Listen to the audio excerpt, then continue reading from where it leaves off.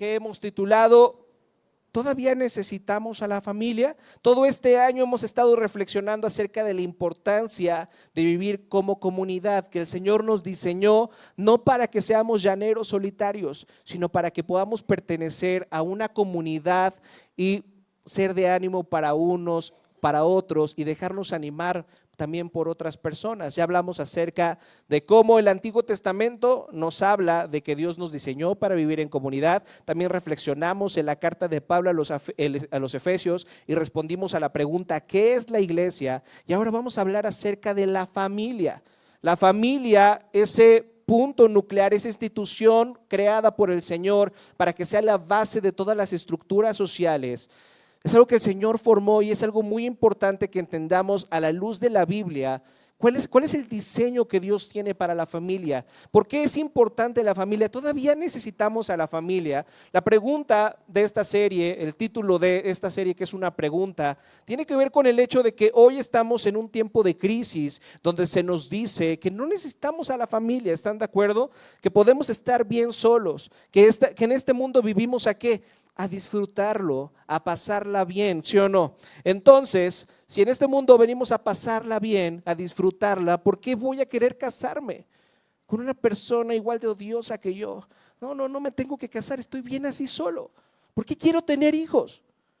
No, este mundo se trata de que yo viaje, que yo disfrute de mi tiempo, de mi dinero. En verdad voy a gastar mi tiempo y mi dinero teniendo hijos, gastando mi vida en ellos, ya no dormir. Pregúntale a Chava y a Sandy cómo están estos días. ¿Ya les echaron una llamadita a Chava y a Sandy? Muy mal hecho si no lo han hecho. Escríbales, los necesitan, porque no han dormido muy bien estos días. Pero qué precioso poder sacrificar nuestro tiempo, nuestro sueño, nuestro esfuerzo en nuestros hijos. Pero estamos en una sociedad, en una cultura donde ya pensamos que eso no es algo tan importante, que podemos vivir sin hijos, que podemos no tener hijos, que podemos no casarnos, que podemos no entender la importancia de la familia. Si viene mi papá y me dice lo que tengo que hacer, oye, no te metas en mi vida, es mi vida, tú no tienes nada que decir aquí, son mis decisiones, mi cuerpo, mi decisión, ¿sí o no? Ahí está, estamos en una sociedad así. Y entonces en una sociedad así tenemos que recordar la importancia de la familia.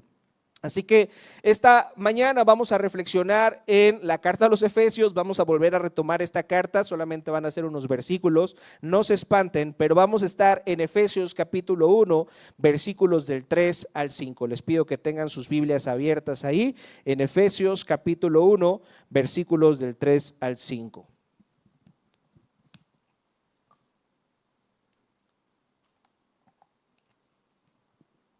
Así dice la palabra del Señor.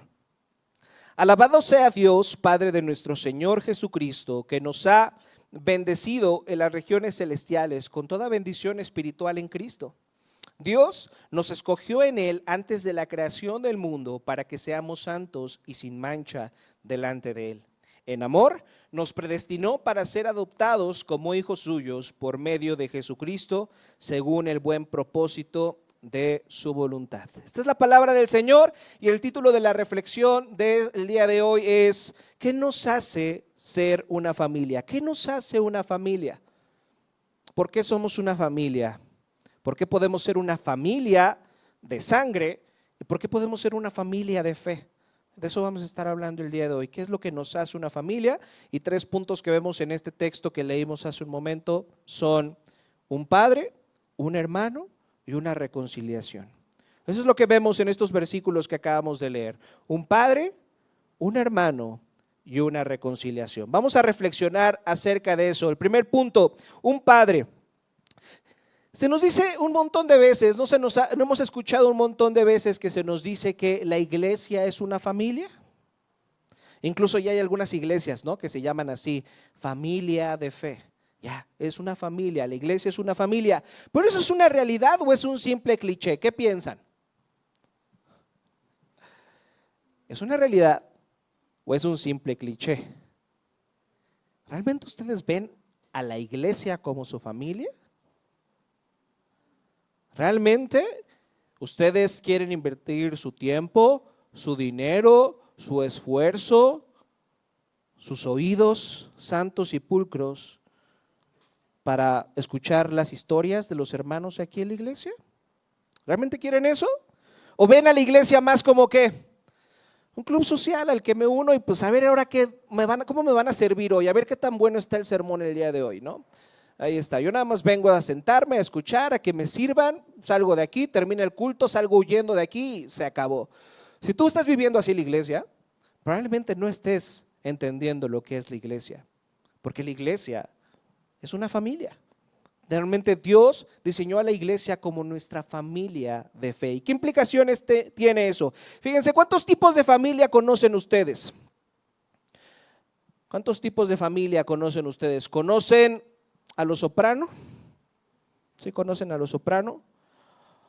Bueno, tal vez algo más mexicano, Rodrigo. Bueno, los Noble. ¿Conocen a los Nobles? Bueno, ahí está otro tipo de familia. Bueno, aún más populares, los Derbez. Ya, ¿quién se la pasa viendo la vida de los Derbez? Un fin de semana con los Derbez, de vacaciones con los Derbez. Bueno, los Derbez no te caen tan bien. Los Montaner, ¿qué tal? Otra familia que también ustedes pueden estar de chismosos ahí viendo lo que hacen como familia. Los Obrador, ¿sí o no? Los López Obrador. Otra familia famosa. Los Simpson. ¿Cuántas familias hay en la televisión, verdad? Y la pregunta que tenemos que hacernos al darnos cuenta de eso es, ¿por qué para el entretenimiento, el rubro del entretenimiento, el área del entretenimiento es tan importante mostrarnos lo que pasa en las familias? ¿Se ha preguntado eso? ¿Por qué siempre las mejores series tienen que ver con alguna familia o lo que pasa dentro de una familia? ¿Por qué? ¿Por qué es tan importante para el mundo del entretenimiento, de la industria del entretenimiento, mostrarnos una familia? ¿Por qué creen? ¿Por qué? ¿Se lo han preguntado o no? ¿O simplemente ven esas series y ya? ¿Por qué? Porque en las familias se cuentan historias, ¿están de acuerdo? Tú y yo, todos los que estamos aquí, tenemos historias en nuestra familia. Algunos tienen historias increíbles en familia, pero también todos tenemos historias que nos avergüenzan de nuestra familia, ¿sí o no? De cosas que no quisiéramos recordar, de cosas que nos molestan y preferiríamos suprimir eso de nuestras mentes. Porque en la familia se escriben historias de todos nosotros y tú y yo, déjame decirte eso, tú y yo somos el producto de la familia en la que crecimos. No hay forma en que eso no sea así. Tú y yo somos el producto de la familia en la que crecimos.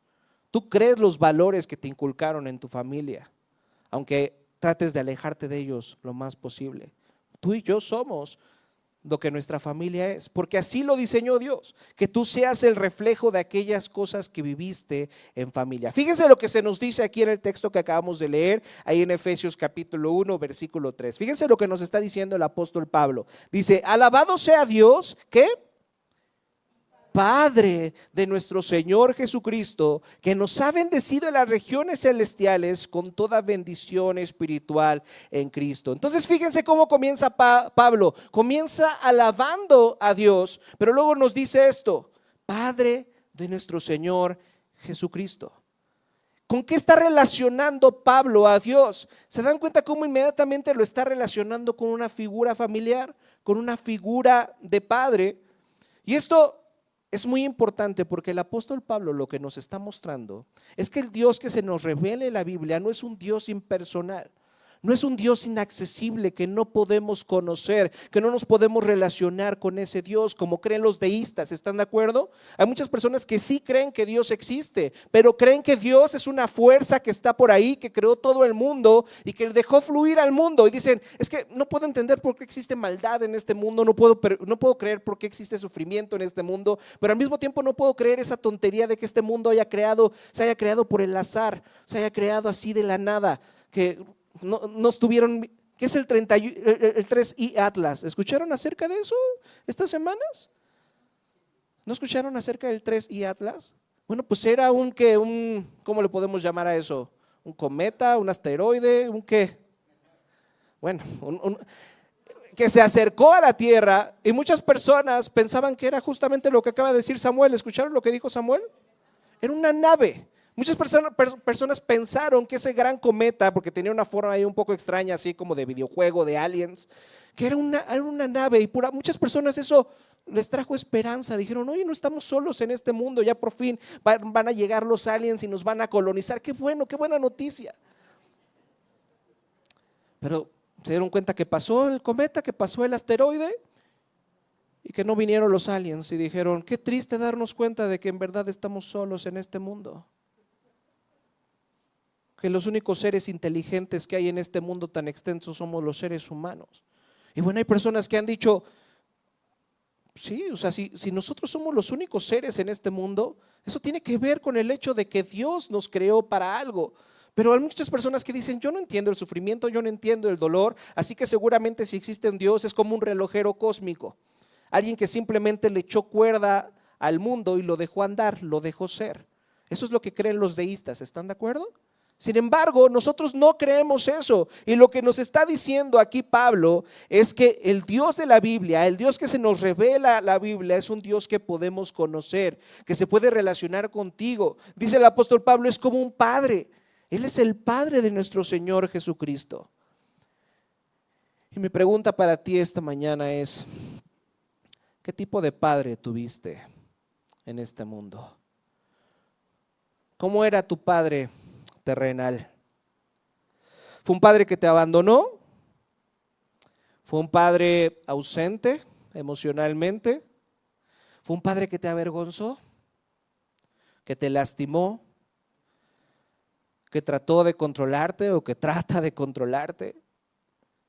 ¿Fue un padre violento del cual sentías miedo? ¿Fue un padre con vicios fuera de control? ¿O tal vez era un padre amoroso, responsable, que te abrazó y te mostró ternura? ¿Cómo era tu padre? ¿Cómo fue el padre que te tocó en este mundo? Esto es fundamental, hermanos, tenemos que entender esto, porque la historia de cada uno de nosotros, la historia de cada uno con nuestros padres, es una historia que nos ha formado. Es una historia que nos ha hecho ser lo que nosotros somos el día de hoy. He conocido a muchas personas que no han disfrutado de un amor de padre, más bien lo que han disfrutado, bueno, no podría decir disfrutado, mejor dicho, lo que les ha tocado es un padre ausente. Y muchas personas dicen, yo nunca necesité a mi padre, yo nunca necesité el amor de un padre. Bueno, ¿cómo lo sabes si nunca lo tuviste? Pero se dan cuenta cómo muchas veces utilizamos ese tipo de frases, ese tipo de palabras como un mecanismo de defensa para no lidiar con el dolor que hay en nuestro corazón del hecho de que no hemos tenido un buen padre. Y sin embargo viene Pablo y nos dice esto: el Dios creador del universo, el Dios santo, inmutable y sabio, no solo se revela en la creación, sino que también se revela como un padre que desea tener una relación contigo y conmigo. ¿Habían pensado eso? Que el Dios de la creación, el Dios que creó todo este mundo, que formó todo lo que hay, que se tomó el tiempo de crear animalitos. ¿Se dan cuenta lo que significa eso? Un Dios que se tomó el tiempo de crear la playa, las montañas, el otoño. ¿Les gusta ver el otoño? ¿Les gusta caminar por las calles estos días y ver las hojas en el piso y pisarlas y se siente riquísimo, ¿sí o no? ¿Les gusta eso? O tal vez les gusta más la primavera, o tal vez les gusta más el invierno. ¿Se dan cuenta del Dios que tenemos? Un Dios que se tomó el tiempo de darle gusto a cada quien y que además se tomó el tiempo de crear unos seres peludos que no sabemos para qué están ahí en nuestra vida, pero nos hacen tan felices. ¿Se dan cuenta cómo la creación nos habla del amor de Dios? ¿Se dan cuenta de cómo la creación nos habla del cuidado del amor de Dios? Y dice Pablo, aún hay más acerca de este Dios. Este Dios quiere ser tu padre y que tú seas su hijo, que te relaciones con Él como un padre, no simplemente como un Señor, no simplemente como un Dios, no simplemente como un pastor, sino como tu padre, que te cuelgues de sus brazos, que le digas papito, que confíes en Él, que descanses en Él. Eso es lo que quiere Dios contigo. ¿Se han puesto a pensar en eso? A veces no pensamos tanto en eso. Fíjense, hace unos años estaba viendo el Super Bowl con unos amigos. Acuérdense que nadie ve el fútbol americano aquí en México, pero el Super Bowl todos lo vemos, ¿ok? No nos juzguen.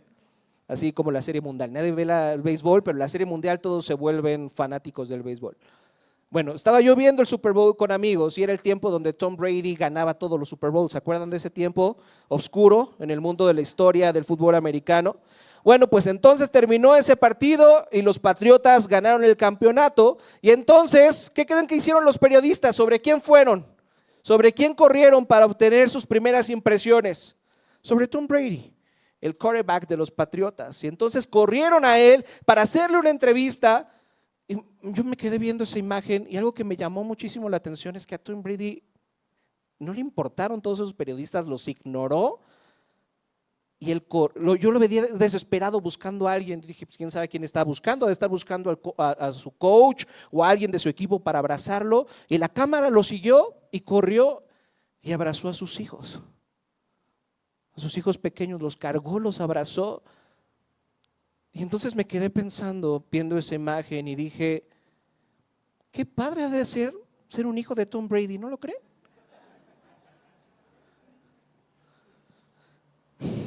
Qué increíble ser un hijo de Tom Brady. Tienes un padre que es famoso no solamente en tu país, sino en todo el mundo. Es más, es millonario. Ya no tienes que preocuparte por qué carrera escoger. ¿Estás de acuerdo? Esta carrera me dejará dinero o no.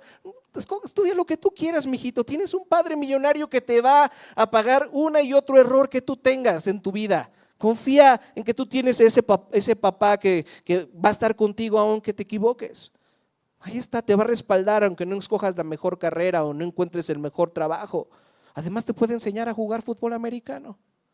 Ahí está. Veo un montón de privilegios de ser hijo de Tom Brady, de ser hijo de una superestrella de la NFL. Y al reflexionar en esto pienso que para muchos cristianos no es una realidad que Dios sea nuestro Padre. ¿Están de acuerdo? Si entendiéramos que Dios, el creador del universo, el dueño de todo lo que hay, es nuestro Padre, no estaríamos tan preocupados como estamos. No estaríamos tan ansiosos como estamos. No le tendríamos tanto miedo a las situaciones que tenemos que enfrentar en este mundo al saber que Él está en control. ¿Están de acuerdo? Así como los hijos de Tom Brady pueden escoger cualquier carrera sabiendo que pueden confiar en que su padre va a estar ahí respaldándolos, tú y yo podemos tomar decisiones por fe. Casarse es una decisión con fe, ¿estás de acuerdo? Muchas personas dicen, no, quiero casarme hasta que ya tenga mi casa, tenga mi carro, tenga un buen sueldo en el banco, un buen ahorro en el banco, entonces ahí ya me voy a poder casar. Bueno, ¿y si te corren después de que te cases, qué, te vas a divorciar? Casarte es un paso de fe.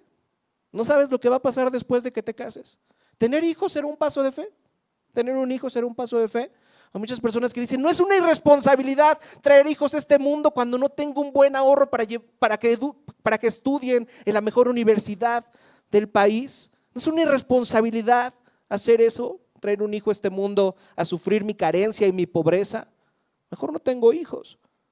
Tener un hijo es un paso de fe. ¿Cuándo vas a tener el dinero suficiente para educar un hijo, para darle a tu hijo lo que tú piensas que merece? Jamás. Es un paso de fe. Todo el tiempo tú y yo estamos tomando decisiones por fe, pero a veces tenemos tanto miedo porque no descansamos en que tenemos ese Dios tan grande que está como nuestro backup, que está como nuestro respaldo, que está al cuidado de nuestras vidas y que en cualquier decisión que tomemos, Él se va a encargar de podernos llevar otra vez a confiar en Él y a descansar en Él. Todo el tiempo las personas se están preguntando, ¿cuál es la decisión correcta que debería de tomar? ¿Cuál es la voluntad del Señor para mi vida? ¿Que escoja este trabajo o escoja este otro trabajo? ¿Que me case con esta persona o que me case con esta otra? ¿Que tome esta decisión o no tome esta decisión? Todo el tiempo tú y yo estamos tomando decisiones, ¿estamos de acuerdo? Y nos gustaría tener una bolita de cristal para saber cuál es la mejor decisión, pero déjame decirte algo esta mañana y quiero que te quede bien claro. Siempre vas a tomar la decisión equivocada. Fíjense lo que estoy diciendo. Siempre vas a tomar la decisión equivocada, porque si tú crees que vas a tomar una decisión para ya no depender de Dios, el Señor se va a encargar de hacer que dependas de Él en cualquier decisión que tú tomes. No puedes escapar de eso si el Señor quiere tener una relación contigo, porque también es probable que no quiera, pero si Él quiere, Él va a intervenir en tu vida de diferentes maneras, y sea la decisión que tú tomes, Él se va a encargar de que puedas reconocer en medio de esa decisión cuánto necesitas un Salvador y que ese Salvador es Cristo Jesús. ¿Realmente quieres eso? ¿Quién quiere ser cristiano esta mañana? Hoy estamos de oferta, a ver que diga hoy quién quiere ser cristiano. ¿Realmente quieres eso? ¿Realmente quieres que Dios intervenga en tu vida? Pero a veces no dimensionamos lo que Dios es nuestro Padre, no dimensionamos el hecho de que Dios sea nuestro Padre. Y una razón de esa es porque si tú fueras hijo de Tom Brady, te la pasarías hablando de que tu papá es Tom Brady. Y mi pregunta para ti es, ¿te la pasas hablando de que eres un hijo de Dios? ¿O te la pasas ocultando que eres un hijo de Dios? ¿Se dan cuenta? Como realmente, aunque decimos como guacamayas que somos hijos de Dios, en el fondo no lo creemos. En el fondo no lo creemos. En el fondo esto no satisface nuestros corazones. El apóstol Pablo no solo nos dice que Dios es nuestro Padre y que nos predestinó para ser adoptados como hijos suyos, sino que también nos dice que nos ha bendecido con todas las bendiciones espirituales en Cristo Jesús. Y cuando tomamos este texto para estudiar la carta de los Efesios, les dije que esas bendiciones espirituales que tenemos en Cristo Jesús son muchísimas. Son muchísimas. Este texto no abarca todas, pero abarca algunas y vale la pena notar cuáles son esas bendiciones espirituales que tú y yo hoy tenemos en Cristo Jesús al poner nuestra confianza en Él. Fíjense, dice, nos escogió en Él antes de la creación del mundo. Fíjense, fuiste escogido por Dios. Hay un Padre que te escogió. Este Padre no es como los que son padres que están aquí. Porque si tú eres padre, a ti no te tocó escoger a tus hijos, ¿están de acuerdo? Tienes a los hijos que te tocaron. Oye, pero a mí me hubiera gustado que mi hijo fuera rubio y de ojo azul. Oye, pero tú no eres rubio ni de ojo azul. No importa, pero yo quería eso. Ah, bueno. Te tocaron los hijos que te tocaron. ¿Estás de acuerdo? Pero aquí dice algo increíble, aquí dice algo precioso. Dios no tiene los hijos que le tocaron. Dios tiene los hijos que ¿qué? Que escogió. Desde antes de la fundación del mundo, desde antes de ver si ibas a ser alguien bueno o alguien malo, Él te escogió, Él te diseñó. Él dijo, ¿qué puedo hacer para alegrarme? ¿Qué puedo hacer para estar contento, para estar alegre? Y Él decidió formarte a ti. Él decidió crearte a ti para su deleite, para su gloria. Oye, Señor, pero me hubieras creado un poquito más alto, más flaquito, Dios. Bueno, así el Señor te formó. Y se deleita en ti y se alegra en ti. ¿Realmente puedes creer eso? Ese es el Padre que tenemos, ese es el Dios que nos bendice eligiéndonos. Cuando alguien te elige, ¿no te sientes muy contento? Tal vez algunos de ustedes eran muy buenos para los deportes, para el fútbol, para el béisbol, para el americano, y cada vez que ibas a jugar una cascarita, pues ¿a quién elegían primero? Pues a los que eran buenos.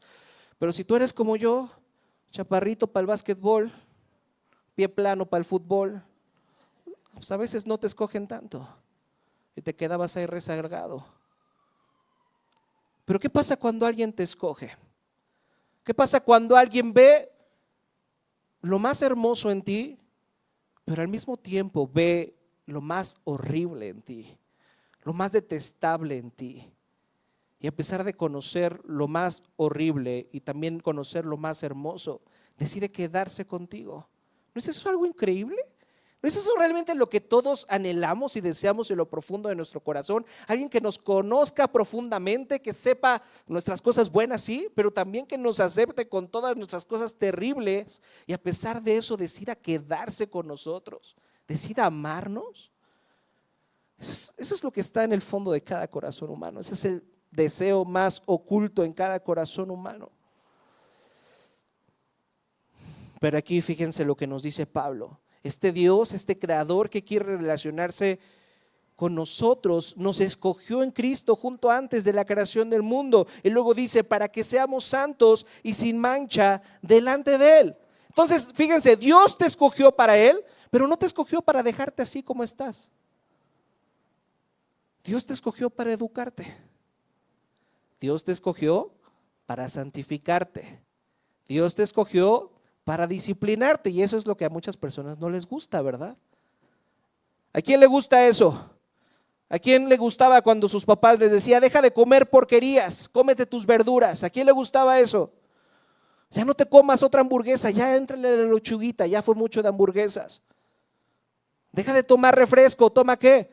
Agua simple, ya deja al lado esa coquita, ya fue mucha coquita. ¿A quién le gusta que le digan eso, que ya fue mucha coquita? No, otra coquita. ¿A quién le gusta que le digan, haz ejercicio?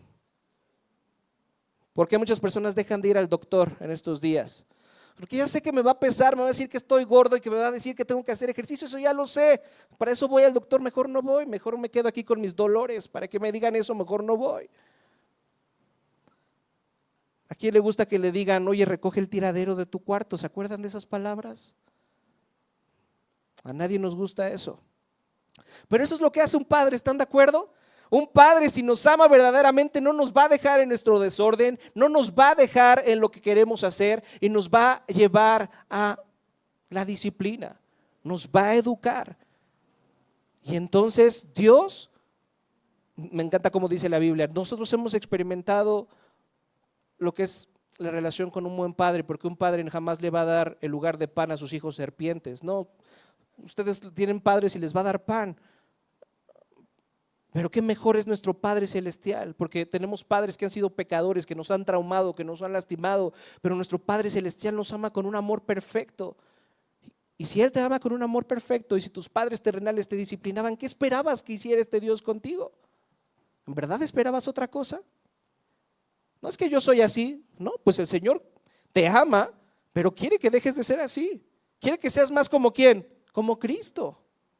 ¿Y eso lo va a hacer a través de qué?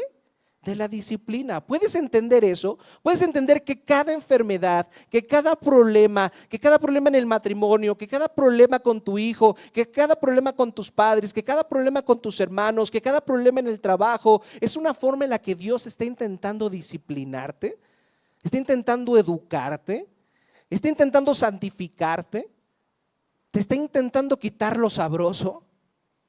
Hemos dicho un montón de veces eso, ¿no? ¿Pero realmente puedes entender eso? No es porque Dios se goce en traer esas cosas que a veces no nos gustan a nuestra vida y diga, bueno, para que aprenda. No, es para que en esas circunstancias te des cuenta de qué, de tu pecado, de tu egoísmo. ¿Qué pasa en un problema matrimonial? ¿Qué pasa cuando te agarras un buen pleito con tu esposo o con tu esposa? ¿Han tenido un buen pleito con su esposo o con su esposa? ¿Qué tendrá de bueno eso? ¿Qué te puedes dar cuenta cuando tienes un buen pleito con tu esposo o con tu esposa? Tienes que darte cuenta de lo egoísta que eres. Que a veces simplemente estás peleando por orgullo, que a veces simplemente estás peleando para que se haga tu voluntad, que a veces simplemente estás peleando para que tener la razón. Y en esas situaciones horribles de decir, qué horrible soy. Necesito un salvador, necesito a alguien que me cambie, que deje de hacerme tan egoísta para poder amar a esta persona correctamente. Ahí está, Dios te dio esa esposa y Dios te dio ese esposo, Dios te dio esos hijos, Dios te dio ese jefe en el trabajo para que puedas aprender a depender de Él todo el tiempo. ¿Realmente quieren esa relación con el Padre, con Dios?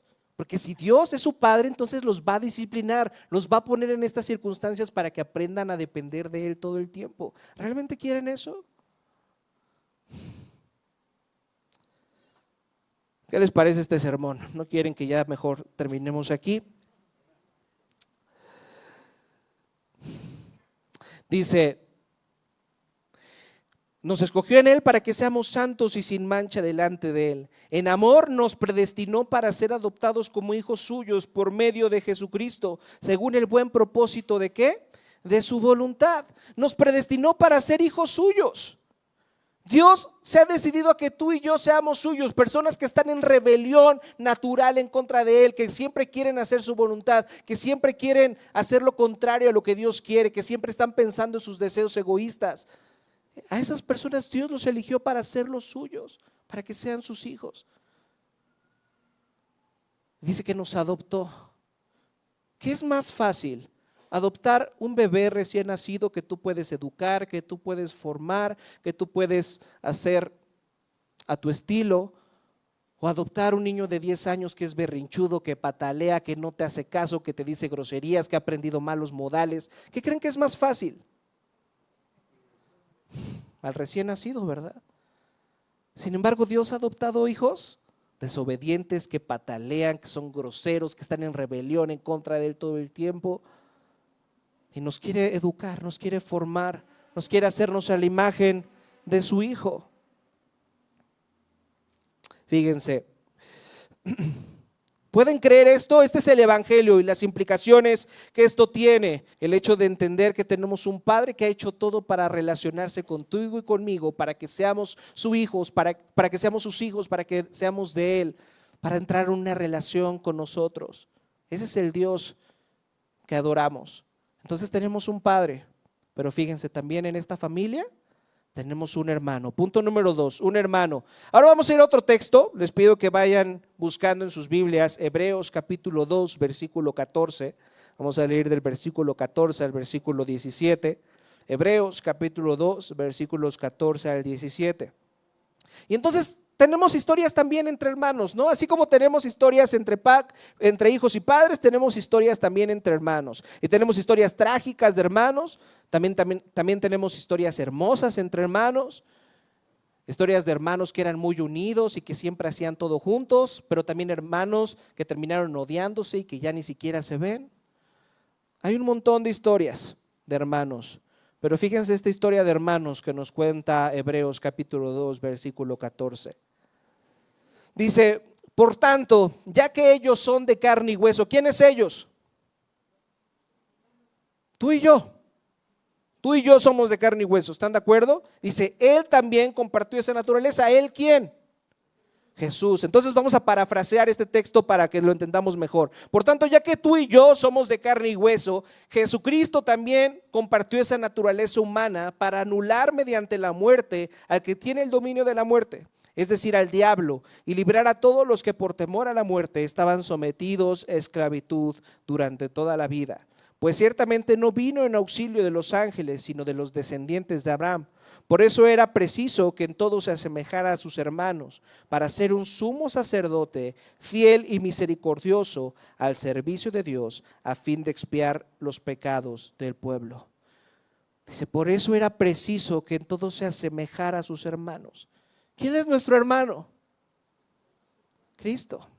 Cristo es nuestro hermano. ¿Y para qué sirven los hermanos? Díganme la verdad. ¿Para qué sirven los hermanos? ¿Qué tipo de hermano te tocó ser a ti? ¿Te tocó ser el hermano mayor, al que tu papá le ponía toda la responsabilidad de cuidar a tus hermanitos y siempre te los encargaba y parecía como que tú no eras un hijo, como que tú eras ahí el que le ayudaba, pero tú estabas a cargo de los hermanitos? ¿Y qué pasaba si le pasaba algo a tus hermanitos? ¿A quién le tocaba? Nalgadita, al hermano mayor. ¿O eras el odiosito bebé de la familia, el consentido, el hermano chiquito, al que todos los hermanos le caían mal por consentido?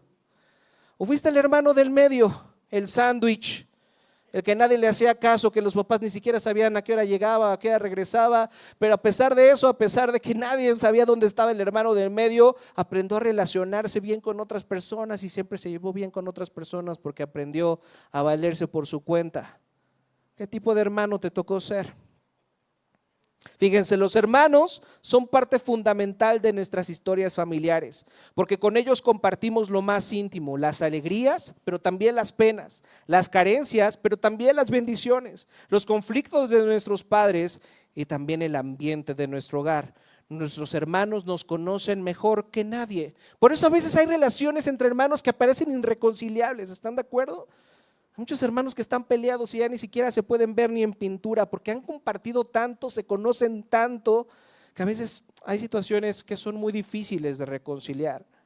Pero los hermanos son para acompañarnos en la vida. Así los ha diseñado Dios, porque no hay nadie que pueda identificarse contigo como lo hace un hermano, a pesar de que sean muy diferentes. Y fíjense lo que nos está diciendo el autor de la epístola de Hebreos. Nos dice que era preciso que en todo se asemejara a sus hermanos, es decir, a ti y a mí, para ser un sumo sacerdote fiel y que es misericordioso al servicio de Dios.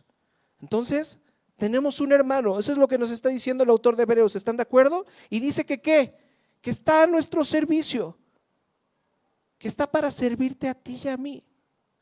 Déjame preguntarte esto esta tarde. ¿Tú eres un hermano que está al servicio de otros? ¿Realmente eres un hermano que está al servicio de otros? Fíjense, porque cuando entendemos la iglesia como familia, todo cambia. Cambia nuestra percepción de Dios, pero también cambia nuestra percepción de la iglesia. Si no tienes una visión bíblica de la iglesia como familia, es muy probable que te comportes como un cliente. ¿Y cómo actúa un cliente? Un cliente va a buscar el mejor producto, ¿están de acuerdo? Estoy aquí para que me sirvan, lo que decía hace un momento. Donde hay una iglesia donde la gente sea amable conmigo, donde la gente me salude, donde el pastor pueda dedicarme tiempo, donde se acuerde de mi nombre, sepa cómo me llamo, donde me pueda dedicar 5 o 10 horas de consejería a la semana. ¿Dónde encuentro una iglesia así? ¿Dónde encuentro una iglesia sin conflictos? Donde no me decepcione nadie. ¿Dónde encontraré esa iglesia? Así hay personas que van por la vida pensando que tienen derecho a que los demás los sirvan. Pero si tú vienes a la palabra de Dios y entiendes que Cristo es tu hermano, que está dispuesto a servirte y que tú deberías ser un hermano dispuesto a servir a otros, dejarías de intentar estar utilizando a los demás para tu propio beneficio y preguntarías, ¿qué hago por los demás? ¿Cuándo me voy a convertir en un hermano que sea de servicio y de bendición para otros, que supla las necesidades de otros, que aconseje a otros, que escuche a otros y se interese por otros? ¿Realmente eres ese tipo de hermano? ¿O estás más aquí para que te sirvan? ¿O estás más aquí para buscar tus necesidades y tu comodidad? ¿Cuándo vas a dejar de pensar en ti? ¿Se dan cuenta cómo la familia, nuestra familia sanguínea y nuestra familia de fe, que es la iglesia, están completamente interrelacionadas? Como te comportes en tu familia de sangre, también te vas a comportar así en tu familia de fe. Tenemos que entender eso. Y ahora me gustaría que fuéramos a otro texto. Regresemos a la carta a los Efesios, pero ahora vamos a buscar el capítulo 4, versículo 3. Fíjense lo que dice. Efesios capítulo 4, versículo 3.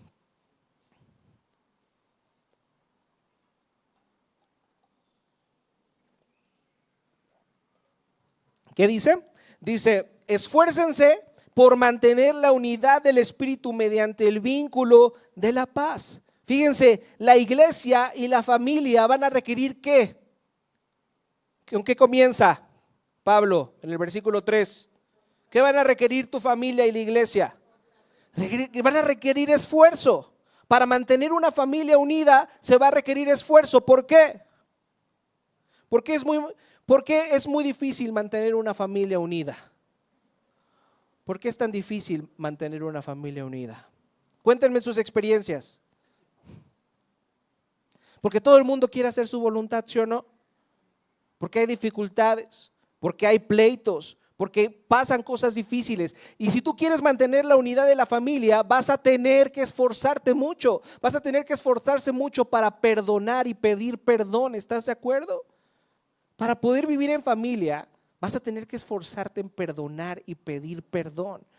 Por eso hay tantas familias rotas, porque están pensando en su orgullo, están pensando en su ego y no están dispuestos a pedir perdón o no están dispuestos a perdonar. Y en la iglesia pasa lo mismo. En la iglesia hay que trabajar mucho para mantener una iglesia unida. ¿Están de acuerdo? Hay que perdonar, hay que ayudar, hay que servir, hay que pensar en los demás antes que en nosotros. Y eso requiere esfuerzo. ¿Realmente quieren vivir una vida en familia? ¿Realmente quieren pertenecer a una iglesia? ¿Se entiende cómo la iglesia no tiene que ver con mi comodidad, sino tiene que ver con qué voy a aportar? ¿En qué voy a servir? Muchas personas se preguntan, oye, ¿en qué voy a servir en esta iglesia? Allá dime, ¿en qué te ayudo, Rodrigo? ¿Quieres que vaya con los mijes, con las personas en situación de calle? Sí, puede ser una opción. ¿Qué hago? Utiliza mis dones, me siento que no estoy siendo utilizado, Rodrigo. ¿En qué puedo servir aquí en la iglesia? Voltea a ver a tu alrededor. ¿Cuáles son las necesidades de esta iglesia? ¿Qué está pasando actualmente en el Redentor? ¿Se han dado cuenta de eso? ¿Qué está pasando actualmente en el Redentor? Es bien fácil darse cuenta de eso. ¿Qué está pasando en el Redentor? ¿Qué acaba de pasar hace una semana? Acaba de nacer Evan. Y en unas semanas van a nacer Santiago. Y en unos meses van a nacer otros 3 bebés. El Señor nos ha bendecido con familias jóvenes que vienen, que tienen hijos, que confían en el Señor de esa forma y que tienen hijos. Y entonces nos estamos llenando de niños y de bebés. Qué precioso es eso. Qué bendición que el Señor permita que crezcamos así, con hijos de ustedes, con bebés que son idénticos a ustedes, que los amamos a ustedes, y nada más de ver esa carita tan idéntica al papá o a la mamá, nada más de ver esos cachetes decimos, ay, cuánto te amo.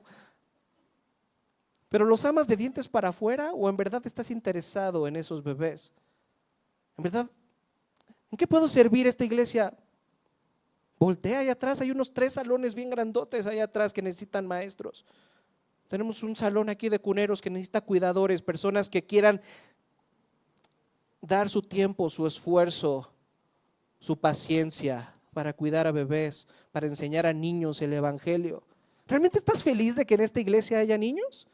¿O simplemente lo dices de dientes para afuera o dices, ay, qué problema, más ruido?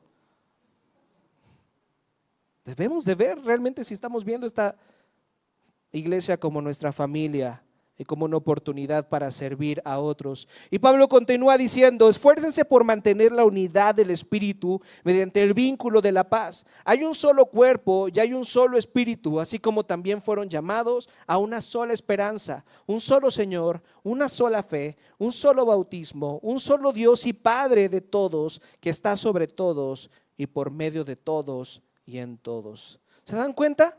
Compartimos un Padre, compartimos un hermano, compartimos una fe, un bautizo, una esperanza. Eso es lo que nos hace una familia, que tenemos un mismo Padre, que tenemos una misma fe, que tenemos un mismo hermano y Salvador, que es nuestro Señor Jesucristo.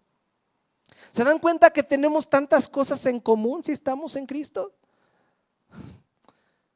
Si volteas a ver a tus hermanos, te vas a dar cuenta de que somos tan diferentes. Tenemos diferentes educaciones, tenemos diferentes intereses en la vida, pero cuando venimos a Cristo de pronto empezamos a tener tantas coincidencias con gente tan distinta a nosotros porque compartimos un mismo Padre, un mismo Salvador.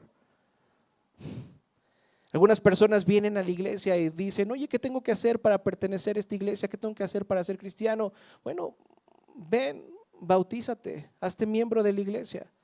Y siempre les digo eso, si se van a ser miembros de la iglesia, no vean, oye, me gusta mucho el sermón, oye, me gusta mucho cómo toca el grupo de alabanza, oye, me gustan mucho las instalaciones. Eso es importante, pero no es lo más importante. Si tú realmente quieres hacerte miembro de esta iglesia, si tú realmente eres miembro de la iglesia, voltea a ver a las personas a tu alrededor y di, realmente quiero comprometerme a invitar a estas personas en mi vida, a involucrar a estas personas en mi vida, y también quiero invertir mi tiempo, mi dinero, mi esfuerzo y todo lo que soy para involucrarme con estas personas. ¿Realmente quieres eso? Si tú eres miembro de esta iglesia, el pastor Víctor te ha hecho esa pregunta. ¿Realmente quieres hacer del Redentor parte de tu familia? Y que si tú no vives como cristiano, si tú no vives para la gloria de Dios y el beneficio de los demás, nos vamos a meter en tu vida y te vamos a disciplinar por esa situación. Eso es algo que pregunta Víctor. Eso es algo que vamos a preguntar pronto en nuestra nueva recepción de miembros. Pero tienes que pensar si realmente quieres eso. A lo mejor no quieres eso. A lo mejor tu visión de iglesia es más de cómo me vengo a servir de estas personas. Si tú piensas así, tal vez no es el momento de hacerse miembro del Redentor. Porque si vienes aquí, vienes a involucrarte, a esforzarte en el beneficio de tus hermanos. Fíjense, la iglesia de Cristo requiere este compromiso que requiere cualquier familia, porque tenemos un Señor, tenemos una fe, tenemos un bautismo, un Dios y Padre de todos que está sobre todos y por medio de todos y en todos. ¿Qué implica ser parte de la familia de Dios? Implica que tienes que estar al servicio y al cuidado de tus hermanos. ¿Habías pensado esto? ¿Que pertenecer a una iglesia es estar al cuidado de tus hermanos? ¿O vas a responder como Abel, como Caín le respondió a Dios cuando le preguntó dónde está Abel? ¿Se acuerdan qué le respondió Caín a Dios cuando le preguntó dónde estaba Abel? ¿Qué le dijo? ¿Acaso yo tengo que cuidar a mi hermano? ¿Y cuál es la respuesta de Dios? Sí, tienes que cuidar a tu hermano. Pero muchas personas no piensan que eso es la iglesia. Muchas personas dicen, no, quien tiene que cuidar y velar por la iglesia es ¿quién? El pastor, por eso le pagamos, por eso tiene un salario, pues que haga algo, ¿no? Pero yo no tengo que estar al pendiente de mis hermanos. Sí, el Señor quiere eso. El Señor quiere que gastes tu vida en beneficio de los demás. Ahí está, ahí está. Entonces, fíjense, todo lo que nosotros somos, tu vida, tus palabras, tus actividades afectan a otros. Tú puedes bendecir o herir. Tú puedes construir o destruir según cómo vivas tu fe. ¿Habías pensado en eso? Que tus decisiones no son tus decisiones y que las decisiones que tomas, sean buenas o malas, van a afectar a la iglesia. A muchas personas se escandalizan esto, ¿no? Cuando alguien cae en un pecado público y escandaloso, que pasemos a la persona que pida perdón por ese pecado. Dicen, qué retrógradas, nada más están humillando a la persona. No. Tenemos que entender que cuando pasa algo así, cuando hay un pecado así dentro de la iglesia, esa persona tomó una decisión sin considerar a la iglesia y tiene que pedirle perdón a la iglesia por esa decisión que tomó. Pero no pensamos eso. Pensamos que somos llaneros solitarios y que mi decisión, que mi cuerpo es mi cuerpo y que lo que yo haga solamente me afecta a mí y no afecta a los demás, pero no es así. Y tenemos que entender eso. Tenemos que entender eso. Y esto nos lleva a nuestro tercer punto. Fíjense, hay una reconciliación. Vamos a la buena noticia de esto. Fíjense, vamos a regresar ahora a Efesios capítulo 1, pero fíjense lo que dice el versículo 5. Dice, en amor nos predestinó para ser adoptados como hijos suyos por medio de Jesucristo, según el buen propósito de su voluntad. ¿Cuál es el buen propósito de la voluntad de Dios? ¿Cuál es? ¿Cuál es la razón por la cual Dios envió a su Hijo para que viviera la vida que tú y yo no podemos vivir y sufriera la muerte que tú y yo merecíamos? ¿Cuál es el propósito de Dios detrás de eso? ¿Cuál es? Reconciliarnos con el Padre. ¿Están de acuerdo? Ese es el buen propósito de la voluntad de Dios, reconciliarnos con el Padre. Algunos de ustedes no se llevan bien con sus papás. Algunos de ustedes no se llevan bien con sus hermanos. Algunos de ustedes no tienen una buena relación con sus padres, con sus hermanos o con algún hermano de la iglesia. ¿No es muy difícil reconciliarse con un padre egoísta o con un hermano egoísta? Es dificilísimo, es dificilísimo. Pero ¿cuál es el propósito de la voluntad de Dios? La reconciliación. ¿Se dan cuenta? El Señor nos ha dado el ministerio de la reconciliación y lo decimos, ¿no? Pero ¿qué significa eso? ¿Qué significa que el Señor nos ha dado el ministerio de la reconciliación? Que a través de la obra de Jesucristo podemos reconciliarnos con el Padre. Ok, eso es hermoso, pero también el Señor nos ha dado el privilegio de reconciliarnos entre nosotros. Ese es el ministerio de la reconciliación. Que ahora Cristo te ha dado las herramientas necesarias que tú necesitas para poder pedir perdón o perdonar a esas personas que te han herido, que han sido egoístas contigo, que te han decepcionado. Pero déjame decirte algo, tú también las has decepcionado. ¿Con quién te falta reconciliarte el día de hoy? ¿Con quién no te has reconciliado? Porque ese es el fundamento del evangelio, hermanos. Las buenas noticias es que Cristo vino, dio su vida por nosotros para reconciliarnos con nuestro Padre y que podamos llamarle ahora Abba Padre, para que ya no estemos peleados con Él, pero también para que ya no estemos peleados con los demás. ¿Tienes que buscar a alguien esta semana? ¿Tienes que levantar el teléfono esta semana para pedir perdón a alguien? Para reconciliarte con alguien. Tienes que perdonar a tus padres que te fallaron, que te abandonaron, que fueron ausentes, que te lastimaron. Tienes que perdonar a esos hermanos que no han sido buenos contigo, que han sido unos malagradecidos contigo. Tienes que perdonarlos. O a lo mejor tú te has dado cuenta que eres ese hermano malagradecido que tiene que pedir perdón. Porque para eso vino Cristo, para reconciliarnos con el Padre y reconciliarnos con los demás. Pero ¿qué tuvo que hacer Jesús para traer reconciliación a nuestras vidas? Para traer reconciliación con el Padre y con nuestros hermanos. ¿Qué tuvo que hacer Cristo para eso? Para lograr eso. ¿Qué hizo Jesús? Vino como un ¿qué? Vino como un siervo. Vino humilde, se humilló, puso su otra mejilla.